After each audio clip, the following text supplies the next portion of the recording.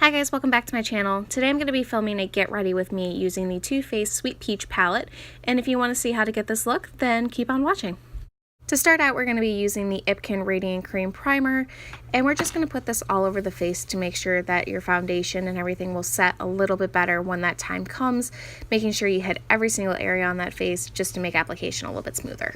We're going to start out doing our eyes first, and I'm going to go in with the Too Faced Eyeshadow Insurance Primer, and I'm going to take it on my ring finger of my fingers, just so that way it's a little bit more of a softer surface and it makes application a little bit more smoother. And then I'm going to go ahead and do the same thing on the other eye to make sure that our eyeshadows will stay a little bit better. So you're going to go in with the Too Faced palette, and I'm going to take that color Puree, and then I'm just going to take a fluffy eyeshadow brush, and I'm going to put that right in my crease using windshield wiper motions and also buffing them out into a circle. This is going to make sure that our transition is a little bit more subtle and it's not going to be as drastic when the time comes to put in another color.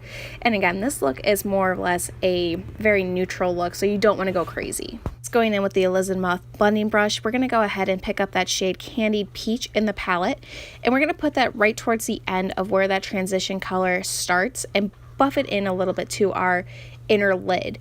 This way it kind of creates a pop of color and it gives a little bit more warmth to the face. So now I'm going in with a Vera Mona little eyeshadow smudger brush, and I'm going to pick up the shade Nectar. And this is something that I don't do often, but because I felt that there was so much space between where my transition shade ended and where my eyebrow is, I'm just going to go ahead and put that in as a highlight, using partially the brush to put it on and then part of my finger to buff it out. So I'm going to go in next with a flat eyeshadow brush. This is one from E.l.f, and I'm going to pick up that shade Just Peachy, and I'm going to more or less fill in the blank, so to speak.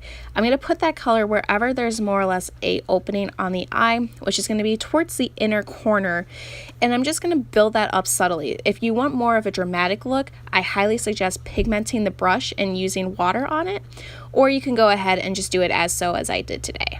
So next I'm going in with the MasterPrecise Curvy eyeliner from Maybelline. I found this actually in a influencer box, and it has quickly become my favorite, replacing the Kat Von D.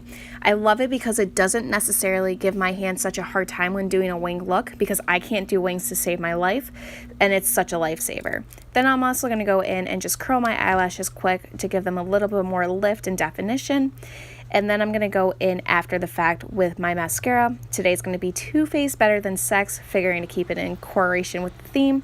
And I'm going to do 2 coats of this. So what I do is I like to do one eye completely first by doing top and bottom lashes, and then going to the next eye. And then while that first eye dries, letting that kind of set into place before I go in with the second coat.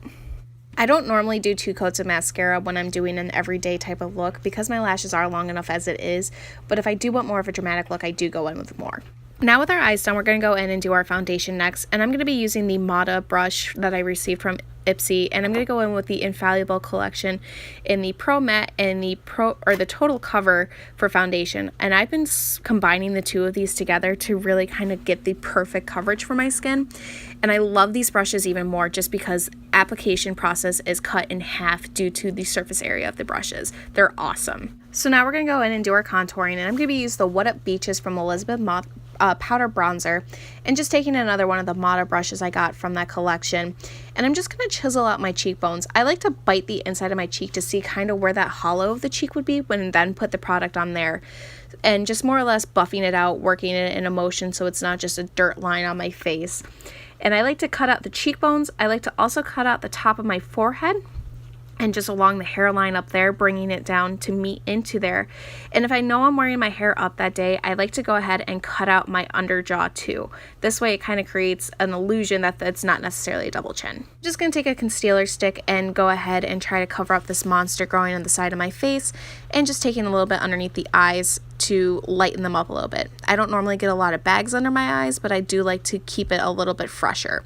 So then next I'm going to go in with a beauty blender and a water bottle, spritzing it to make it wet, to make the product move a little bit easier across the face. And I'm just going to go ahead and buff this in, bouncing it off the skin to make sure that it's a little bit more seamless when it comes to application. Again, this isn't normally a step I do too often, but if I am doing a complete glam look, I am going to go in and make sure that I do this. Since that pimple doesn't want to cover up, I'm going to go in with the L'Oreal Infallible Total Cover and just make sure to do a little bit of a spot treatment on there, buffing it in using that beauty blender. We're We're going to go ahead and put our bake on next, and we're going to be using the Kat Von D Lock-It Translucent Powder. I'm just going to pick up like an acorn-shaped beauty blender, dry, and put this product underneath wherever I put my concealer.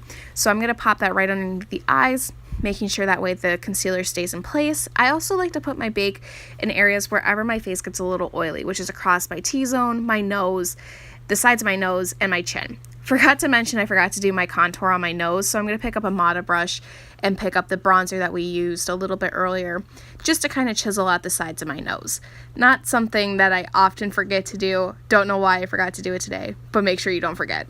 So maybe I'm like most people and I love doing my brows, and I'm very fortunate that my brows are already filled in naturally, so I just more or less have to go in and fix the color. So the first thing I do is I just shape the brows in the direction I want them to go in. I take an angled eyeshadow brush, more or less used for eyebrows, and I use the INSPR Brow Duo in the shade Dark Brown. And I'm going to go in first with that darker side, and I'm just going to go and underline wherever the natural brow is. Because my brows are already thick enough as it is, I don't overdraw my brows. I just more or less maintain the brow shape and just fill in with color. Since my natural hair color is actually more of a dirty blonde than anything else, I just more or less go in and fill in my brows to match to the color of my root, whatever my hair color is that time. Currently, it's like more of a cherry mahogany red color, so I'm just going to go in and make sure that my brows match pretty evenly using the lighter shade. I'm then going to go in with the Benefit Ready Set Eyebrow Gel just to more or less put everything into place. So next we're going to go in and just remove the bake using a fluffy face brush just to buff everything away to make sure that you don't look like Casper the Friendly Ghost with that bake. So next we're going to go in and do our cheeks, and we're going to be using the Elizabeth Moth Show Me Your Cheeks in the shade Peach Pink to kind of correspond with that peach look we're going for here. And just by taking a Luxie brush, I'm going to go in and just hit the apples of my cheeks, which is super important. Next we're going to go in with a highlight, and we're going to be using the Kitty Cat from the Anastasia Beverly Hills Nicole Guerrero palette. Now I can bathe in highlight, so more is better in my opinion. I like to go right underneath the cheekbones, the top of my nose, and then that Cupid's bow, which is super important to remember. Next we're going to finish it all off by using the Josie Maran Argan Finishing Balm, putting a little bit on the fingers and rubbing them together and pressing it into the skin. No peach look would be complete without a lipstick, so today I'm going to be going in using the Tarteist lip paint in the shade Birthday Suit. This is just kind of a natural nude looking shade, so it's not going to overbear from that pink tone that we used in the eyes, and it's just going to kind of warm the face up because it is more of a cooler shade in terms of nudes, so it's going to just more or less bring the whole look in together. Now I struggle with doing my lips because my lips are so oddly proportioned, so no laughing at me while I'm trying to put on my lipstick. Once our lipstick is done, we're going to go ahead and complete everything with the Urban Decay De-Slick Setting Spray, and I'm just going to go ahead and bathe myself in this. Thank you guys so much for watching. I hope you enjoyed this video. If you like my content and if you like me, feel free to subscribe. Check me out on all other social media. I'll link it down below. Check out the blog below down at Life with Sarah at sarahlock.wordpress.com. 2 H's, 2 K's, and until next time, take care.